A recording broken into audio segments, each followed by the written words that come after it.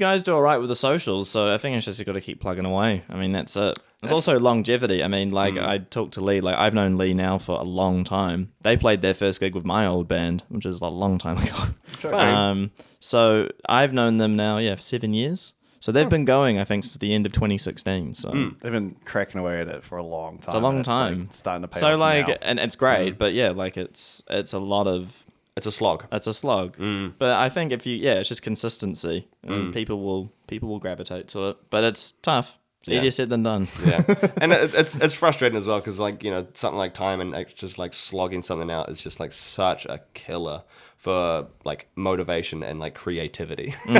Yeah, because then you burn out all your like really good fresh stuff at the start, and then you're like, how do we keep this going to keep the content out? And then you're like, is this still as good as the old stuff that no one listened to? You're like, can you go back and listen to that stuff? Like, I swear it's better. Or even just feeling repetitive, especially when it comes to, like, you know, the advertising and marketing part of it. You know, like, it's so critical being super active on like social media and TikTok and Instagram and everything like that. But like, It's a lot of work. It's a lot of work, and it's really repetitive and gets really dumb real quickly. Like I was saying, like Magnolia Park, I used to be a big fan of them. I don't know if you've heard them. They're like, they were one of the first that I'd heard, at least, of doing the like pop punk meets kind of trap stuff. They'd like, just before MGK was doing his stuff, I think they dropped their first single, and it was awesome. It was so cool. And then they just became very heavily into the whole TikTok stuff. And like, you know, it's doing well for them, but like I ended up having to just like unfollow their Instagram because every single post every 3 days was like, we're posting this until all of the fans from Blink-182 see this.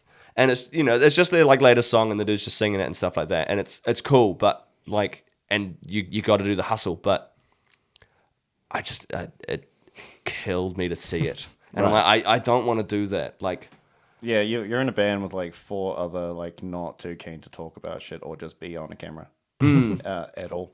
You're doing well.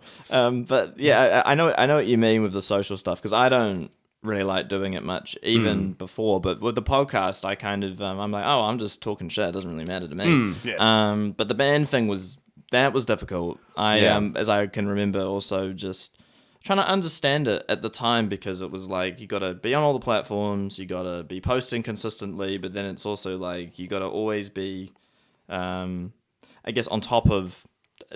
It depends on which angle you want to take. Do you want to just keep it updating, or do you want to try and jump on the trend? Do you want to try and jump on something to make something pop? But then if you make it pop, all you're going to get is people who want to watch that one thing, and probably fuck all people are going to stick around. Yeah. So that's the other thing, is like relevant users or relevant engagement. Exactly. Which is actually like maybe because why it takes a little bit longer.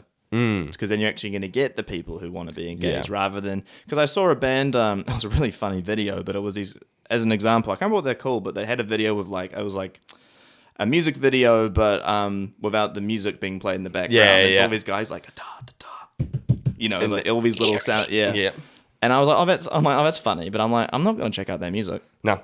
Yeah. I'm going to be honest, I'm not going to. But it's a funny video. Yeah. It's like, it's great for the memes, but like Exactly. outside of that, the engagement doesn't really follow after that. You're just I like, don't. you're like, I really don't think so. So I don't also believe it's a good idea to try and what's it just kind of shift your like, oh, we're gonna try and jump on trends. It's not gonna really work. A really good example of that, and like, is like I don't know if you've seen like the Patient 67 guys. I know of them. But, Yeah. Like, talented musicians. They're like, their music's incredible and stuff like that, and like they do really well on social media and stuff. Like their main dude Tom like absolutely kills it, and he's just like, he is spitting shit out constantly. I don't know. He's a how content machine. He is an absolute monster. Yeah. But I think, and I could totally be wrong, but I think his personal, like, it was like his Facebook or his Instagram or whatever, had more followers than his band, which had like a significantly more than like their Spotify and Apple Music together. So it's like, cool, people aren't actually here for your music, they're here for the content. Memes, Yeah, and it's like, at that point, like, I don't want to do that. Like, No, you want people to be there for the music, not for you. Yeah, exactly. You know, and then you get the complete flip side, you know, like, I really appreciate a lot of what like Sleep Token do with their social media. Like they got a really cool brand voice for theirs. Like the language and the vocabulary that they use is so on point, and it's consistent. It's updates, and it's like every second night is like new set of photos. But there's never. It's always about the band. Yeah. Always It's not about. about a single like the singer or a guitarist or like two people. Yeah. Yeah, or it's not about like a meme or something like that. It's very like it's almost cold and it's like professionalism. And like I wouldn't want to go that route either, but I appreciate and I'd prefer that over just being popular because of a meme. yeah, Like, exactly. Memes like They this are won't so fun. last though. That's from what I can notice. Yeah. From a lot of bands who've done it. A lot of bands, or even like frontmen who will try and do the meme thing, and it just won't. People get sick of it, and it becomes Yeah. disingenuous. It's like, Exactly. Yeah, it's like you. We are know why literally you're just doing this. for the trend. yeah.